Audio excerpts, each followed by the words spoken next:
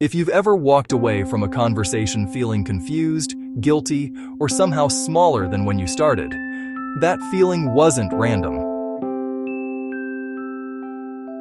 That feeling was information, because there's a specific set of psychological tactics that certain people use, often without even realizing it, that are designed to make you doubt yourself, change your behavior, and hand over your power without ever knowing you did it. Today, we're going to name them. All of them. Because once you can see manipulation clearly, it loses almost all of its power over you. Gaslighting, making you question your own reality. The science. Gaslighting is a form of psychological manipulation where someone causes you to question your own memory, perception, and sanity.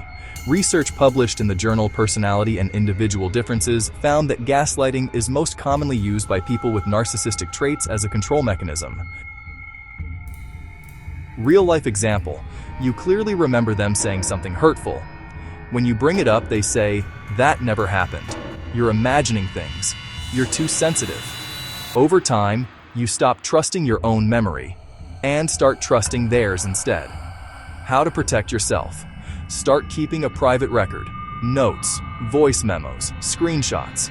Not to build a case, but to anchor your own reality when someone tries to rewrite it. Because once you can see the tactic, you can trust your own notes more than their denial. You are not too sensitive. You're noticing what's real. Your private record is a compass, not a weapon. Clarity is protection. Name it and it loses power. Moving the goalposts. Nothing you do is ever enough. The science. This tactic exploits our natural desire for approval. Psychologist Dr. George Simon describes it as a deliberate strategy used by covert aggressors. Every time you meet their standard, the standard changes, keeping you in a permanent state of trying to earn something that was never meant to be given. Real-life example. You work late to finish a project perfectly. Instead of appreciation, they focus on the one minor thing you missed. You improve that next time, and they find something else. You're not failing. You're being kept in place. How to protect yourself. Recognize the pattern, not the individual criticism. If the target keeps moving, the problem isn't your performance. Define your own standards and stop playing a rigged game. You don't have to run faster to catch a disappearing finish line. Validate effort internally. Approval is not a moving prize you have to chase. When the rules keep changing, step out of their game, name it, and it loses power. Your standards, your pace. Guilt tripping, using your empathy against you. The science. Manipulators are often skilled at identifying empathetic people and exploiting that empathy as a lever. Research on emotional manipulation shows that guilt induction is one of the most effective tools for changing behavior, because empathetic people will do almost anything to relieve someone else's pain. Real-life example. You set a boundary. You can't help this weekend. Suddenly, they're devastated, reminding you of everything they've done for you, making you feel like the most selfish person alive. You cancel your plans. They recover immediately. How to protect yourself. Ask yourself, is this person expressing genuine hurt or engineering your guilt to get a specific outcome? The difference is usually visible in how quickly their pain disappears once you give them what they want. Genuine pain doesn't vanish on command. You can be kind and still say no. For example, I hear that you're disappointed and I'm sorry you feel that way. I still won't be able to help this weekend, but I can help for an hour next Tuesday. Acknowledgement without surrender protects your energy. Name it, and it loses power. Keeping a boundary isn't selfish. It's self-respect. Love bombing followed by withdrawal. The science. This is a two-phase manipulation cycle studied extensively in research on coercive control. Phase 1 involves overwhelming affection, attention, and validation, creating dependency. Phase 2 is sudden withdrawal of that affection, leaving the target anxious, confused, and working hard to get back to Phase 1. Real-life example. Early in a friendship or relationship, they made you feel like the most important person in the world. Then, without warning, they became cold and distant.